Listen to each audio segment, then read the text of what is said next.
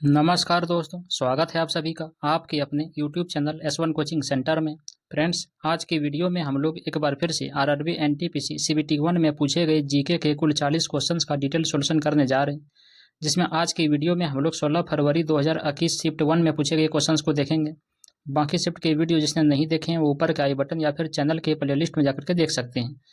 तो चलिए video start करते हैं और देखते हैं इस शिफ्ट का सबसे पहला क्वेश्चन आपके क्या कि पानी की पाइपों के निर्माण में किस बहुलक का उपयोग किया जाता है ये बताना है। तो देखिए यहाँ पे क्या हो जाएगा, तो पीवीसी हो जाएगा। ठीक है, पीवीसी इसका मतलब क्या होता है? इसका मतलब होता है पॉलीविनाइल क्लोराइड होता है।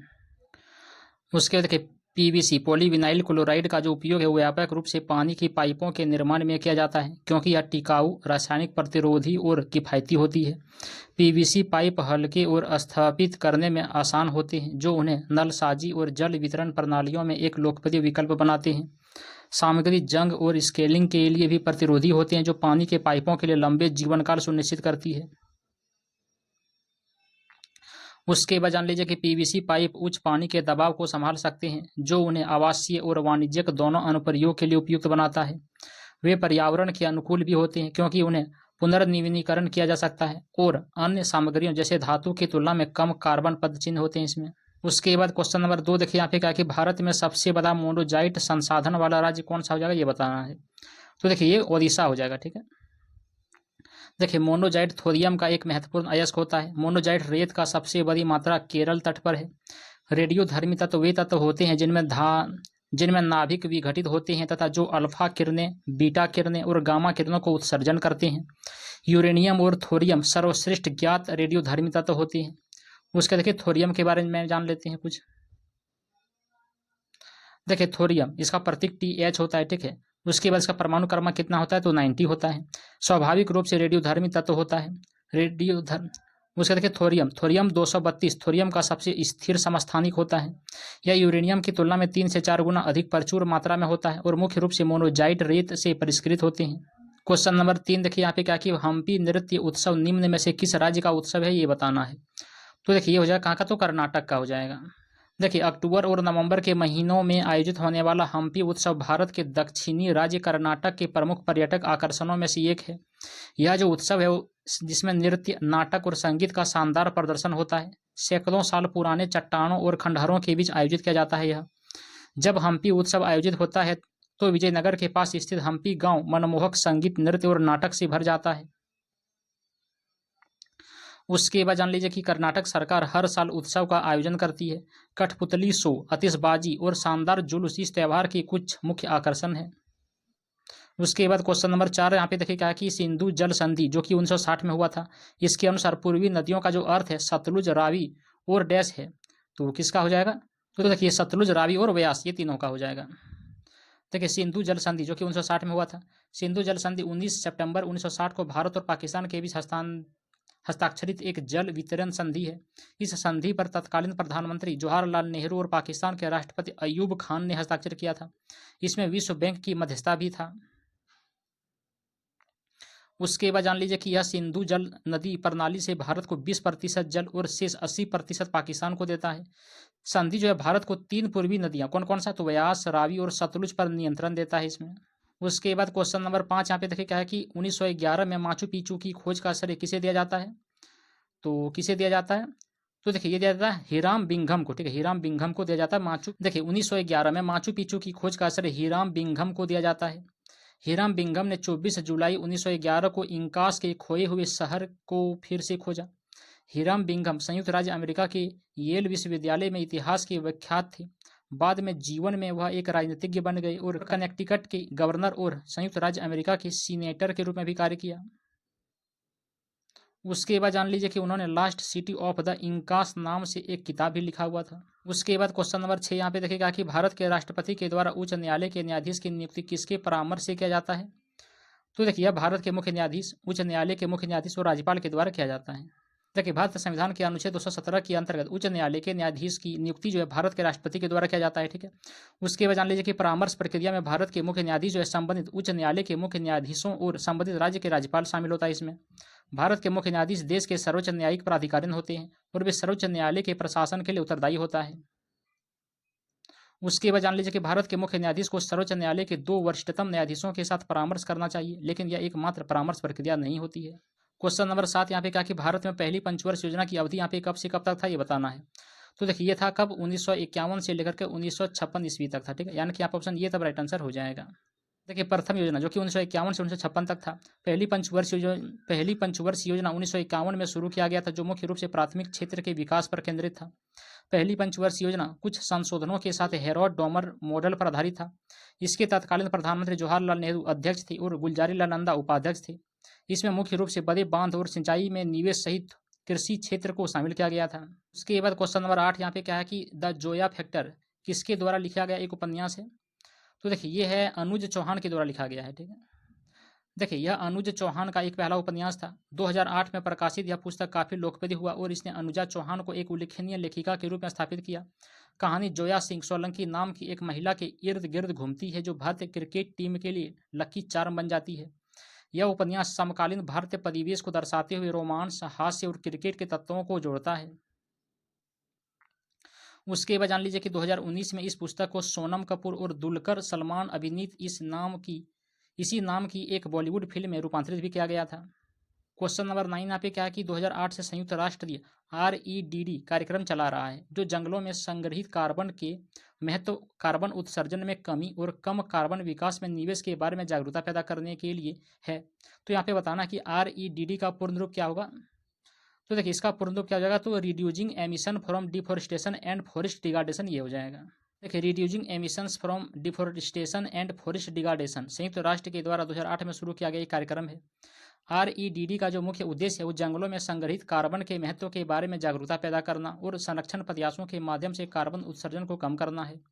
REDD कम कार्बन विकास और टिकाऊ वन प्रबंधन में निवेश को बढ़ावा देने में भी केंद्रित है। और यह जो कार्यक्रम है वो विकासशील देशों को वनोन्मूलन और वन क्षरण को कम करने के लिए वित्तीय प्रोत्साहन प्रदान करना चाहता है। उसके बाद क्वेश्चन नंबर 10 यहाँ पे क्या कि 23वां राष्ट्रीय ई गवर्नेंस सम्मेलन किस शहर में आयोजित किया गया था, ये बताना है। तो देखिए ये मुंबई में आयोजित किया गया था। देखिए 23वां राष्ट्रीय ई गवर्नेंस सम्मेलन मुंबई में आयोजित किया गया था। यह जो सम्मेलन है एक महत्वपूर्ण आयोजन है जो भारत में ई गवर्नेंस पहलों पर चर्चा करने और उन्हें बढ़ावा देने के लिए विशेषज्ञ, नीति निर्माताओं और अन्य हितधारकों का एक साथ लाता है। सम्मेलन का जो उद्देश्य है ई गवर्नेंस के क्षेत्र में ज्ञान और सर्वोत्तम प्रथाओं को साझा करने के लिए एक मंच प्रदान करना है। उसके बाद क्वेश्चन नंबर 11 यहाँ पे क्या है कि निम्न में से कौन सा कार्यक्रम नाबार्ड के द्वारा लागू किया जाता है। तो देखिए ये कौन सा किया जाता है, तो देखिए नाबार्ड के द्वारा umbrella programme for natural resource management ये लागू किया जाता है। देखिए umbrella programme for natural resource management यानी कि UPNRM राष्ट्रीय कृषि और ग्रामीण विकास बैंक यानी कि नाबार्ड के द्वारा लागू किया जाता है। UPNRM का जो उद्देश्य है वो प्राकृतिक संसाधन प्रबंधन से संबंधित परियोजनाओं के लिए वित्तीय सहायता प्रदान करना है, जिसमें टिकाऊ और समावेशी विकास पर ध्यान केंद्रित किया जाता है। यह जो कार्यक्रम है प्राकृतिक संसाधनों के प्रबंधन के लिए समुदाय आधारित दृष्टिकोण को प्रोत्साहित करता है, ग्रामीण समुदाय की आजीविका को भी बढ़ावा देता है। उसके बाद क्वेश्चन नंबर 12 यहाँ पे क्या है कि जब पृथ्वी अपनी कक्षा में सूर्य से अधिकतम दूरी पर होता है तो उसे स्थिति में क्या कहा जाता है। तो देखिए उसे अपसोर कहा जाएगा, ठीक है। देखिए जब पृथ्वी अपनी कक्षा में सूर्य से अधिकतम दूरी पर होता है तो उस स्थिति को अपसोर कहा जाता है। अपसोर साल में एक बार होता है, आमतौर पर जुलाई में शुरू होता है। उसके बाद अपसोर के दौरान पृथ्वी सूर्य से लगभग 152.1 मिलियन किलोमीटर दूर होता है, जो उपसोर के विपरीत होता है। जो पृथ्वी की कक्षा में वह बिंदु है जहां यह सूर्य के सबसे करीब होता है, जो जनवरी की शुरुआत में होता है। उसके बाद क्वेश्चन नंबर 13 यहाँ पे क्या कि गंगा ब्रह्मपुत्र डेल्टा में किस प्रकार की प्राकृतिक वनस्पति पाई जाती है। तो देखिए जगह मैंग्रोव के पेड़ गंगा ब्रह्मपुत्र डेल्टा में पाई जाने वाली प्राकृतिक वनस्पति का प्रकार है। गंगा ब्रह्मपुत्र डेल्टा, जिसे सुंदरबन के नाम से भी जाना जाता है, अपने घने मैंग्रोव वनों के लिए प्रसिद्ध है। मैंग्रोव तटीय वातावरण की कठोर परिस्थितियों में जीवित रहने के लिए अनुकूलित होते हैं, जिसमें उच्च लवणता, ज्वारीय परिवर्तन और मैला मिट्टी शामिल है। उसके बाद जान लीजिए कि ये वन अलग अलग प्रकार के वन्य जीवों के लिए महत्वपूर्ण आवास प्रदान करते हैं, जिसमें बंगाल टाइगर, मछली की अलग अलग प्रजातियां और कई पक्षी प्रजातियां भी शामिल है। मैंग्रोव के पेड़ों की जड़ें कटाव को कम करके और तूफान के आने और सुनामी से भूमि की रक्षा करके तट रेखा को स्थिर करने में मदद करता है। उसके बाद क्वेश्चन नंबर 14 यहाँ पे क्या है कि स्वतंत्र श्रम पार्टी और अनुसूचित जाति महासंघ का आयोजन किसने किया था। तो देखिए ये क्या था, किसने, तो डॉक्टर भीमराव अम्बेडकर ने। देखिए डॉक्टर भीमराव रामजी अम्बेडकर ने स्वतंत्र श्रम पार्टी और अनुसूचित जाति महासंघ का आयोजन किया था। डॉक्टर अम्बेडकर एक प्रमुख सामाजिक सुधारक थे और भारत के संविधान के मुख्य वास्तुकार थे। स्वतंत्र श्रम पार्टी की स्थापना 1936 में श्रमिक वर्ग और हाशिए पर रहने वाले समुदाय के हितों का प्रतिनिधित्व करने के लिए किया गया था। अनुसूचित जाति महासंघ की जो स्थापना है वो 1942 में भारत में अनुसूचित जातियों के उत्थान के लिए विशेष रूप से काम करने के लिए किया गया था। उसके बाद जान लीजिए कि डॉक्टर अंबेडकर के प्रयासों का जो उद्देश्य है समाज के दलित वर्गों के लिए सामाजिक न्याय और समानता प्राप्त करना था। उसके बाद क्वेश्चन नंबर 15 यहाँ पे देखिएगा कि मानव शरीर में लवण का जो परिवहन है वो किसके द्वारा होता है ये बताना है। तो देखिए ये होता है किसके द्वारा, रक्त के द्वारा होता है। देखिए रक्त मानव शरीर में लवण के परिवहन के लिए जिम्मेदार होता है। यह संचरण प्रणाली का हिस्सा है जो कोशिकाओं को पोषक तत्व, ऑक्सीजन और लवण पहुंचाता है और अपशिष्ट उत्पादों को दूर करता है। प्लाज्मा रक्त का एक घटक खुले हुए लवण को रखता है और उनके परिवहन में मदद करता है। क्वेश्चन नंबर 16 यहाँ पे कहा कि गरीबों की पहचान के लिए जीवन यापन के लागत को आधार के रूप में किस समिति ने अपनाया था। तो देखिए ये अपनाया था तेंदुलकर समिति ने। देखिए तेंदुलकर समिति ने गरीबी की पहचान के लिए जीवन यापन की लागत को आधार के रूप में अपनाया था। यह जो समिति है भारत में गरीबी के आकलन के लिए कार्य प्रणाली की समीक्षा करने के लिए स्थापित किया गया था। तेंदुलकर समिति ने कैलोरी आधारित मानदंड से एक व्यापक मानदंड में बदलाव का सुझाव दिया जिसमें भोजन, शिक्षा और स्वास्थ्य पर व्यय शामिल है। इसकी सिफारिशों के आधार पर गरीबी रेखा को ग्रामीण और शहरी दोनों क्षेत्रों में जीवन यापन की लागत को दर्शाने के लिए फिर से परिभाषित किया गया था। क्वेश्चन नंबर 17 यहाँ पे कहा कि निम्न मंदिरों में से किसे महान चोल मंदिर कहा जाता है। तो देखिए तंजौर का बृहदेश्वर मंदिर को कहा जाता है। तंजावुर का बृहदेश्वर मंदिर को महान चोल मंदिर के रूप में जाना जाता है। यह मंदिर यूनेस्को विश्व धरोहर स्थल का एक हिस्सा है जिसे महान जीवित चोल मंदिर के रूप में भी जाना जाता है, जिसमें तंजावुर में बृहदेश्वर मंदिर, गंगईकोड चोलपुरम में बृहदेश्वर मंदिर और दारासुरम में ऐरावतेश्वर मंदिर शामिल है। बृहदेश्वर मंदिर का निर्माण चोल सम्राट राजाराज चोल प्रथम ने 1003 और 1010 ईस्वी में करवाया था। यह चोल वास्तुकला का एक शानदार उपकरण भी है जो चोल राजवंश की उन्नत तकनीक और भव्यता को प्रदर्शित करता है। यह जो मंदिर है भगवान शिव को समर्पित है और अपने विशाल मीनार, जटिल मूर्ति और विशाल प्रांगणों के लिए भी फेमस है। क्वेश्चन नंबर 18 यहाँ पे क्या कि भारत संयुक्त राष्ट्र संघ में किस वर्ष शामिल किया गया था। तो देखिए ये 1945 ईस्वी में शामिल किया गया था।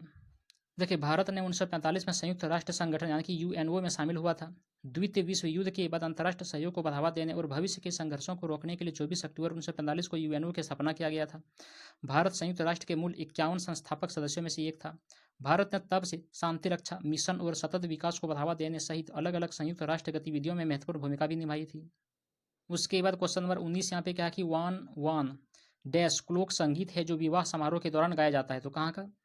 तो देखिए ये है कहाँ का, ये कश्मीर का लोक संगीत है। ठीक है देखिए वान वान कश्मीर का एक पारंपरिक लोक संगीत शैली है। यह संगीत कश्मीर में विवाह समारोह का एक अभिन्न अंग है और अक्सर महिलाओं के द्वारा किया जाता है। वान वान के गीतों में आमतौर पर दुल्हन और दूल्हे के लिए आशीर्वाद, सलाह और शुभकामनाएं शामिल होती है। संगीत को इसकी मधुर और लयबद्ध प्रतिरूप की विशेषता है जो इस क्षेत्र के लिए अद्वितीय है। क्वेश्चन नंबर 20 यहाँ पे क्या है कि भू स्थिर कक्षा की ऊंचाई कितनी होती है। तो देखिए ये कितना है, तो 35,786 किलोमीटर ये हो जाएगा। देखिए भू स्थिर कक्षा की जो ऊंचाई है पृथ्वी के भूमध्य रेखा से 35,786 किलोमीटर ऊपर होती है। भू स्थिर कक्षा पृथ्वी के भूमध्य रेखा के ठीक ऊपर एक वृत्ताकार कक्षा होती है जो उपग्रहों को पृथ्वी के घूर्णन से मेल खाने की अनुमति देता है। इस कक्षा में उपग्रह जमीन पर एक पर्यवेक्षक से सापेक्ष स्थिर दिखाई देते हैं जो उन्हें दूरसंचार, मौसम की निगरानी और प्रसारण के लिए आदर्श बनाती है। भू स्थिर कक्षाओं को भू समकालिक भूमध्य रेखीय कक्षा के रूप में भी जाना जाता है। उसके बाद क्वेश्चन नंबर 21 यहाँ पे क्या कि निम्न में से किस स्थान पर गौतम बुद्ध का ज्ञान प्राप्त हुआ था ये बताना है। तो देखिए कहाँ पर हो जाएगा, कहाँ पर ज्ञान प्राप्त हुआ था, तो बोध गया में। ठीक है देखिए बोध गया वह स्थान है जहाँ गौतम बुद्ध को ज्ञान प्राप्त हुआ था। यह भारत के बिहार राज्य में स्थित है। यह स्थल महाबोधि मंदिर के द्वारा पदचिन्हित है जो एक यूनेस्को विश्व धरोहर स्थल भी है। यह सटीक स्थान जहाँ बुद्ध को ज्ञान प्राप्त हुआ माना जाता है बोधि वृक्ष के नीचे है। ये बोधि वृक्ष के नीचे है। बोध गया दुनिया के सबसे महत्वपूर्ण और पवित्र बौद्ध तीर्थ स्थलों में से एक है। क्वेश्चन नंबर 22 यहाँ पे क्या कि सुपरसोनिक आकाश मिसाइल की मारक सीमा क्या है ये बताना है। तो देखिए ये हो जाएगा लगभग 25 किलोमीटर है। ये देखिए सुपरसोनिक आकाश मिसाइल की मारक सीमा लगभग 25 किलोमीटर है। आकाश मिसाइल भारत में रक्षा अनुसंधान और विकास संगठन यानी कि डीआरडीओ के द्वारा विकसित एक मध्यम दूरी की सतह से हवा में मार करने वाली मिसाइल प्रणाली है। यह जो लड़ाकू विमान, क्रूज मिसाइल और हवा से जमीन पर मार करने वाली मिसाइल जैसे हवाई खतरों को शामिल करने में सक्षम है। मिसाइल प्रणाली में एक बहु लक्ष्य जुड़ाव क्षमता है जो युद्ध परिदृश्यों में इनकी प्रभावशीलता को बढ़ाती है। आकाश भारत की रक्षा रणनीति का एक अभिन्न अंग है और इसे भारतीय सेना और वायुसेना के द्वारा तैनात किया गया है। उसके बाद क्वेश्चन नंबर 23 यहाँ पे कहा कि भारतीय संविधान का 69वां संशोधन किससे संबंधित है, ये बताना है। तो देखिए, दिल्ली को राष्ट्र राजधानी क्षेत्र बनाया गया और विशेष दर्जा दिया गया, इसी से संबंधित हो जाएगा। देखिए, भारतीय संविधान में 69वां संशोधन 1991 में लागू किया गया था। इस संशोधन ने दिल्ली को राष्ट्र राजधानी क्षेत्र के रूप में नामित करके दिल्ली संघ शासित प्रदेश को विशेष दर्जा दिया। इस संशोधन ने एनसीटी दिल्ली के लिए विधानसभा और मंत्री परिषद के गठन का भी प्रावधान किया। दिल्ली के मुख्यमंत्री मंत्री परिषद के प्रमुख होंगे, जो उपराज्यपाल को सहायता और सलाह देंगे। इस विशेष दर्जे का उद्देश्य दिल्ली को आंशिक राज्य का दर्जा देना था, जिसमें एक विधानसभा होगी जो सार्वजनिक व्यवस्था, पुलिस और भूमि को छोड़कर सभी मामलों पर कानून बना सकती है। उसके बाद क्वेश्चन नंबर 24 यहाँ पे कहा कि 2018 में बार्क ने अपने पहले संस्करण की तुलना में दोगुनी क्षमता के साथ किसी परमाणु रिएक्टर को पुनः चालू किया था। तो देखिए, अप्सरा हो जाएगा। देखिए, अप्सरा परमाणु रिएक्टर है जिसे बार्क ने 2018 में अपने पहले संस्करण की तुलना में दोगुनी क्षमता के साथ फिर से चालू किया था। अप्सरा महत्वपूर्ण है क्योंकि यह एशिया का पहला परमाणु रिएक्टर था। अप्सरा को फिर से चालू करने से भारत की परमाणु अनुसंधान क्षमताओं में एक महत्वपूर्ण मील का पत्थर स्थापित होता है। अपग्रेड किए गए रिएक्टर से न्यूट्रॉन सक्रियण, विश्लेषण और विकिरण क्षति अध्ययन सहित अलग अलग क्षेत्रों में परमाणु अनुसंधान और विकास के दायरे में वृद्धि होने की उम्मीद है। उसके बाद क्वेश्चन नंबर 25 यहाँ पे क्या है कि निम्न में से किस राज्य में माथुरी लोक नृत्य प्रचलित है, ये बताना है। तो देखिए, ये तेलंगाना राज्य में प्रचलित है। देखिए, माथुरी लोक नृत्य तेलंगाना राज्य में प्रचलित एक पारंपरिक नृत्य शैली है। यह नृत्य मुख्य रूप से गोंड जनजाति से जुड़ा हुआ है, जो भारत के सबसे बड़े आदिवासी समुदायों में से एक है। यह नृत्य आमतौर पर आदिवासी क्षेत्रों में त्यौहार और महत्वपूर्ण सांस्कृतिक कार्यक्रमों के दौरान किया जाता है। माथुरी नृत्य गोंड जनजाति की समृद्ध सांस्कृतिक विरासत और परंपराओं को दर्शाता है और यह उनके सामाजिक और सांस्कृतिक जीवन का एक अभिन्न अंग है। इस नृत्य में जटिल पदचिह्न, जीवंत वेशभूषा और लयबद्ध संगीत शामिल होता है, जो जनजातीय जीवन शैली को दर्शाता है। उसके बाद क्वेश्चन नंबर 26 यहाँ पे क्या, पीबीएल नीदरलैंड पर्यावरण आकलन एजेंसी की रिपोर्ट 2018 के अनुसार भारत में ग्रीन हाउस गैस उत्सर्जन दर क्या था? तो देखिए, 7% था। पीबीएल नीदरलैंड पर्यावरण आकलन एजेंसी की 2018 की रिपोर्ट के अनुसार भारत में ग्रीन हाउस गैस उत्सर्जन की दर जो 7% था। यह रिपोर्ट भारत सहित अलग अलग देशों के उत्सर्जन आंकड़ों और प्रवृत्तियों पर प्रकाश डालती है। भारत की विशाल जनसंख्या और तीव्र औद्योगिकरण को देखते हुए वैश्विक ग्रीन हाउस गैस उत्सर्जन में इसका योगदान महत्वपूर्ण है। भारत सरकार के द्वारा विभिन्न नीतियों और पहलों के माध्यम से ग्रीन हाउस गैस उत्सर्जन को कम करने का प्रयास किया जा रहा है। उसके बाद क्वेश्चन नंबर 27 यहाँ पे कहा कि आपने पहले ही प्रयास में मंगल की कक्षा में प्रवेश करने वाला विश्व का पहला एशियाई देश कौन सा था? तो देखिए, ये कौन सा हो जाएगा? तो देखिए, ये भारत हो जाएगा। ठीक है, भारत।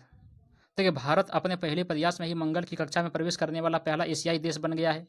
मंगल ऑर्बिटर मिशन मंगलयान को भारतीय अंतरिक्ष अनुसंधान संगठन की इसरो के द्वारा 5 नवंबर 2013 को प्रक्षेपित किया गया था। भारत का मंगल मिशन 24 सितंबर 2014 को सफल हुआ था। इस उपलब्धि से भारत रोसकोसमोस, नासा और यूरोपीय अंतरिक्ष एजेंसी के बाद मंगल ग्रह पर पहुंचने वाली चौथी अंतरिक्ष एजेंसी बन गई है। यह मिशन अन्य मंगल मिशनों की तुलना में बहुत कम लागत पर पूरा किया गया, जिससे भारत की लागत प्रभावी अंतरिक्ष प्रौद्योगिकियों का प्रदर्शन हुआ है। उसके बाद क्वेश्चन नंबर 28 यहाँ पे क्या है कि नए भारतीय रुपये का प्रतीक चिन्ह किसने डिजाइन किया था, ये बताना है। तो देखिए, ये डी उदय कुमार ने किया था। देखिए, डी उदय कुमार ने भारतीय रुपये का नया प्रतीक चिन्ह डिजाइन किया। इस प्रतीक को आधिकारिक तौर पर भारत सरकार के द्वारा 2010 में अपनाया गया था। प्रतीक का डिजाइन देवनागरी अक्षर यहाँ पे देखिए इस तरह का और लैटिन के बड़े अक्षर आर का मिश्रण है, जिसमें ऊर्ध्वाधर पट्टी नहीं है। उसके बाद जान लीजिए कि यह नया प्रतीक भारतीय अर्थव्यवस्था की मजबूती और वैश्विक मान्यता का प्रतिनिधित्व करता है। डी उदय कुमार भारतीय प्रौद्योगिकी संस्थान गुवाहाटी में डिजाइन विभाग में एसोसिएट प्रोफेसर भी है। उसके बाद क्वेश्चन नंबर 29 यहाँ पे क्या है कि नवंबर 2020 में मैन बुकर पुरस्कार किसने जीता है, ये बताना है। तो देखिए, किसने जीता था? डगलस स्टुअर्ट ने जीता था। देखिए, डगलस स्टुअर्ट ने नवंबर 2020 में मैन बुकर पुरस्कार जीता था। उन्होंने अपने पहले उपन्यास सुग्गी बैन के लिए यह पुरस्कार जीता। यह उपन्यास 1980 के दशक के ग्लासगो में स्थापित है तथा गरीबी, नशे की लत और पारिवारिक गतिशीलता के विषय को पता लगाता है। मैन बुकर पुरस्कार अंग्रेजी भाषा दुनिया के सबसे प्रतिष्ठित साहित्यिक पुरस्कारों में से एक है, जो अंग्रेजी भाषा में लिखे गए और ब्रिटेन में प्रकाशित सर्वश्रेष्ठ मौलिक उपन्यास के लिए प्रतिवर्ष दिया जाता है। डगलस स्टुअर्ट की जीत को उसकी भावनात्मक गहराई और शक्तिशाली कहानी कहने की क्षमता के लिए एक व्यापक रूप सराहा गया है। क्वेश्चन नंबर 30 में क्या है कि IPL 13 सीजन में सबसे अधिक विकेट लेने के लिए पर्पल कैप कौन थे? तो देखिए, थे कैगिसो रबाडा। कागिसो रबाडा ने IPL 13 सीजन में सबसे अधिक विकेट लेकर पर्पल कैप जीता था। पर्पल कैप प्रत्येक सीजन में इंडियन प्रीमियर लीग यानी कि IPL में सर्वाधिक विकेट लेने वाले गेंदबाज को प्रदान किया जाता है। दिल्ली कैपिटल्स का प्रतिनिधित्व करते हुए रबाडा ने IPL 13 सीजन के दौरान कुल 30 विकेट लिए थे। उनके असाधारण प्रदर्शन ने दिल्ली कैपिटल्स की फाइनल तक की यात्रा में महत्वपूर्ण भूमिका निभाई थी। उसके बाद क्वेश्चन नंबर 31 यहाँ पे क्या कि छुई मुई पौधा किस परिवार से संबंधित है ये बताना है। तो देखिए ये मिमोसी परिवार से संबंधित है। टच मी नॉट यानी कि छुई मुई पौधा जिसे मिमोसा पुडिका के नाम से भी जाना जाता है, मिमोसेसी परिवार से संबंधित है। यह पौधा अपने तीव्र गति के लिए जाना जाता है, जहां इसकी पत्तियां अंदर की ओर मुड़ जाती है और छूने या हिलाने पर झुक जाती है। इस घटना को थिग्मोनेस्टी या फिर सिस्मोनेस्टी कहा जाता है। यह पौधा दक्षिणी अमेरिका और मध्य अमेरिका का मूल प्रजाति है, लेकिन अब यह विश्व भर के उष्णकटिबंध क्षेत्रों में एक असामान्य आक्रामक खरपतवार बन गया है। उसके बाद जान लीजिए कि इसके अलग अलग कथित स्वास्थ्य लाभों के लिए इसका प्रयोग अक्सर पारंपरिक चिकित्सा में भी किया जाता है। उसके बाद क्वेश्चन नंबर 32 यहाँ पे क्या कि 10 वर्ष और उससे कम आयु वर्ग में wild life photographer of the year 2018 का पुरस्कार किसने जीता था। तो देखिए जीता था अर्शदीप सिंह ने। देखिए अर्शदीप सिंह ने 10 वर्ष और उससे कम आयु वर्ग में wild life photographer of the year 2018 पुरस्कार जीता था। अर्शदीप सिंह एक भारतीय फोटोग्राफर हैं जो कम उम्र में अपनी उल्लेखनीय प्रतिभा के लिए जाने जाते हैं। Wild life photographer of the year London के नेचुरल हिस्ट्री म्यूजियम के द्वारा आयोजित एक वार्षिक अंतर्राष्ट्रीय वन्य जीव फोटोग्राफी प्रतियोगिता है। इतनी कम उम्र में यह प्रतिष्ठित पुरस्कार जीतना अर्शदीप के असाधारण कौशल और वन्य जीव फोटोग्राफी के प्रति जुनून को दर्शाता है। क्वेश्चन नंबर 33 यहाँ पे क्या कि IFSR 2019 के अनुसार किस राज्य में भौगोलिक क्षेत्र का सबसे अधिक प्रतिशत वनों में अपचलित है। तो देखिए मिजोरम हो जाएगा। देखिए भारत वन स्थित रिपोर्ट यानी कि ISFR 2019 के अनुसार मिजोरम में सबसे अधिक भौगोलिक क्षेत्र वनों में आच्छादित है। ISFR 2019 के अनुसार मिजोरम के कुल भौगोलिक क्षेत्र का लगभग 85.41% भाग वन क्षेत्र के अंतर्गत है। इस उच्च प्रतिशत का श्रेय राज्य के पहाड़ी क्षेत्रों और वन विकास के लिए अनुकूल जलवायु परिस्थितियों को दिया जाता है। वन संरक्षण के प्रति मिजोरम की प्रतिबद्धता इसकी नीतियों और वन प्रबंधन में सामुदायिक भागीदारी में परिलक्षित है। क्वेश्चन नंबर 34 यहाँ पे कहा कि महारत्न का दर्जा पाने के लिए क्या मापदंड अपनाना चाहिए। क्या हो जाएगा तो महत्वपूर्ण वैश्विक उपस्थिति, अंतर्राष्ट्रीय परिचालन होना, ये सब हो जाएगा। देखिए महारत्न का दर्जा पाने के लिए किसी कंपनी की वैश्विक उपस्थिति, अंतर्राष्ट्रीय परिचालन महत्वपूर्ण होना चाहिए। अन्य मानदंडों में लघु रत्न श्रेणी 1 का दर्जा, निवल मूल्य अनुपात में सकारात्मक शुद्ध लाभ और अंतर क्षेत्रीय प्रदर्शन शामिल है। यह दर्जा भारत में केंद्रीय सार्वजनिक क्षेत्र के उद्यम को दिया जाता है, जिससे उन्हें निर्णय लेने में अधिक सहायता मिलती है। महारत्न का दर्जा देने का उद्देश्य जो है वो CPSE को अपने परिचालन का विस्तार करने तथा वैश्विक दिग्गज के रूप में उभरने में सक्षम बनाना है। क्वेश्चन नंबर 35 यहाँ पे कहा कि निम्न फ्लाइट लेफ्टिनेंट में से कौन भारतीय वायु सेवा की पहली महिला पायलट है जिसने लड़ाकू जेट पर लड़ाकू मिशन करने के लिए अर्हता प्राप्त किया है। तो देखिए हो जाएगा भावना कंठ। देखिए भावना कंठ भारतीय वायुसेना यानी कि इंडियन एयरफोर्स की पहली महिला पायलट है जिन्होंने लड़ाकू जेट पर लड़ाकू मिशन करने के लिए अर्हता प्राप्त की है। जून 2016 में उन्होंने भारतीय वायुसेना के लड़ाकू स्क्वाड्रन में शामिल किया गया। भावना कंठ 2 अन्य महिला पायलटों अवनी चतुर्वेदी और मोहना सिंह के साथ भारतीय वायुसेना के लड़ाकू विमान में फ्लाइंग ऑफिसर के रूप में नियुक्त होने वाली पहली महिला थी। मार्च 2018 में उन्होंने MiG-21 बाइसन पर अकेले उड़ान भरी, जो उनके कैरियर में एक महत्वपूर्ण मील का पत्थर था। यह भारतीय वायुसेना और भारत की सशस्त्र सेनाओं में महिलाओं के लिए एक ऐतिहासिक क्षण था। उसके बाद क्वेश्चन नंबर 36 यहाँ पे कहा कि यौगिक NaHCO3 का सामान्य नाम क्या है ये बताना है।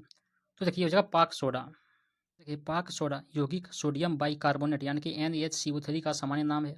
यह एक सफ़ेद क्रिस्टलीय चूर्ण है जिसका उपयोग आमतौर पर खाना पकाने में खमीर के कारक के रूप में किया जाता है। जब पाक सोडा बैटर में मौजूद अम्लीय घटकों के साथ प्रतिक्रिया करता है तो कार्बन डाइऑक्साइड गैस निकलती है, जिसके कारण बैटर फूल जाता है और पाक कला में उपयोग के अलावा पाक सोडा के कई अन्य अनुप्रयोग भी है, जिनमें सफाई अभिकारक के रूप में, व्यक्तिगत स्वच्छता उत्पादों में तथा अग्निशामक यंत्रों में इसका उपयोग शामिल है। क्वेश्चन नंबर 37 यहाँ पे क्या है कि जोग जलप्रपात किस राज्य में स्थित है ये बताना है। तो देखिए ये कहाँ पर है, ये कर्नाटक में हो जाएगा। देखिए जोग जलप्रपात भारत के कर्नाटक राज्य में स्थित है। यह भारत का दूसरा सबसे ऊंचा जलप्रपात है, जो शरावती नदी के द्वारा 253 मीटर यानी कि 880 फीट की ऊंचाई से गिरता है। ये जलप्रपात एक प्रमुख पर्यटक आकर्षण है और मानसून के मौसम में विशेष रूप से शानदार होते हैं, जब यह जल का प्रवाह अपने चरम पर होता है। जोग जलप्रपात को गरसोपा जलप्रपात या जोगोडा गुंडी के नाम से भी जाना जाता है। उसके बाद जान लीजिए कि यह जलप्रपात 4 अलग अलग खंडों राजा, रानी, रोवर और रॉकेट में विभाजित है।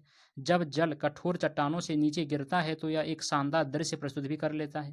क्वेश्चन नंबर 38 यहाँ पे क्या कि किस राज्य ने 2018 में अपने साक्षरता कार्यक्रम अतुल्यम के माध्यम से उच्चतम साक्षरता दर हासिल किया है? तो ये केरल हो जाएगा। केरल ने 2018 में अपने साक्षरता कार्यक्रम अतुल्यम के माध्यम से उच्चतम साक्षरता दर हासिल किया है। अतुल्यम कार्यक्रम का जो उद्देश्य है राज्य में 100% प्राथमिक शिक्षा प्राप्त करना था। भारत में साक्षरता दर के मामले में केरल लगातार अग्रणी रहा है। कार्यक्रम का जो ध्यान है उन लोगों को शिक्षित करने पर था जो औपचारिक शिक्षा से वंचित रह गए थे, जिनमें बुजुर्ग लोग और हाथी समुदाय शामिल थे। उसके बाद क्वेश्चन नंबर 39 यहाँ पे देखिए क्या है कि IRNSSIG क्या है ये बताना है। तो देखिए यह 7वां नेविगेशन उपग्रह है। IRNSSIG भारतीय क्षेत्रीय नेविगेशन उपग्रह प्रणाली श्रृंखला का एक 7वां नेविगेशन उपग्रह है। IRNSS भारतीय अंतरिक्ष अनुसंधान संगठन यानी कि इसरो के द्वारा विकसित एक स्वायत्त उपग्रह नेविगेशन प्रणाली है। यह प्रणाली भारत तथा इसके आसपास के 1500 किलोमीटर तक के क्षेत्र में उपयोगकर्ताओं को सटीक स्थिति सूचना सेवाएं प्रदान करने के लिए डिजाइन किया गया है। उसके बाद इस शिफ्ट का आखिरी क्वेश्चन नंबर 40 यहाँ पे क्या है कि मई 2019 में नवीन पटनायक ने डैश यानी कि कितनी बार उड़ीसा के मुख्यमंत्री के रूप में शपथ लिया ये बताना है। तो 5 बार ली है। देखिए नवीन पटनायक ने मई 2019 को 5वीं बार ओडिशा के मुख्यमंत्री के रूप में शपथ लिया है। वह बीजू जनता दल यानी कि बीजेडी के सदस्य और 2000 से इस पद पर हैं। उनके नेतृत्व में बीजेडी ने 2019 के ओडिशा विधानसभा चुनाव में भारी जीत हासिल किया है। नवीन पटनायक राज्य में विकास और कल्याणकारी कार्यक्रमों पर ध्यान केंद्रित करने के लिए जाने जाते हैं। उनके कार्यकाल में बुनियादी ढांचे, स्वास्थ्य देखभाल और शिक्षा जैसे क्षेत्रों में महत्वपूर्ण प्रगति हुई है। तो बस इतना ही था फ्रेंड्स। कैसे लगा ये वीडियो कमेंट करके जरूर बताइएगा। चलिए मिलते हैं अगली वीडियो में अगले सेट के क्वेश्चंस को लेकर के। तब तक के लिए धन्यवाद। जय हिंद।